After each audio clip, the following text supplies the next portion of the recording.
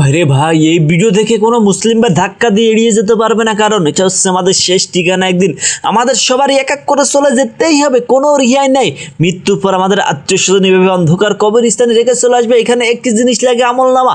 আমলনামা খারাপ থাকলে কবর খুব কঠিন জায়গা রে ভাই। কবরে আযাব যদি দুনিয়ার মানুষ দেখতে পারতো আমলনামা খারাপ যে ব্যক্তির, ভাই সেই মানুষ পাগল হয়ে যেত, দুনিয়ার বুকে কখনো খারাপ কাজ করতো না ভাই।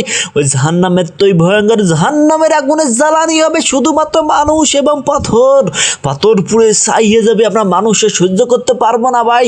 আপনি দুদিনের দুনিয়ায় ময়ে পড়ে আল্লাহ পাক রব্বুল আমিনকে বলে দুনিয়া পরে যত প্রকার খারাপ কাজ ফাবা কাজ জিনা আছে করতেছেন ভাই, একবার ভেবে দেখুন মৃত্যুর পর আপনার সাথে কি হবে যদি আপনার আমলনামা খারাপ থাকে ভাই।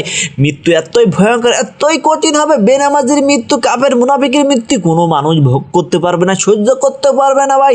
এখনো সময় আছে, আল্লাহর পথে ফিরে আসুন, 5 ওয়াক্ত নামাজ পড়ুন। ভিডিওটি ভালো লাগলে চ্যানেলটি সাবস্ক্রাইব করে পাশে থাকুন ভালোবাসার মানুষগুলো।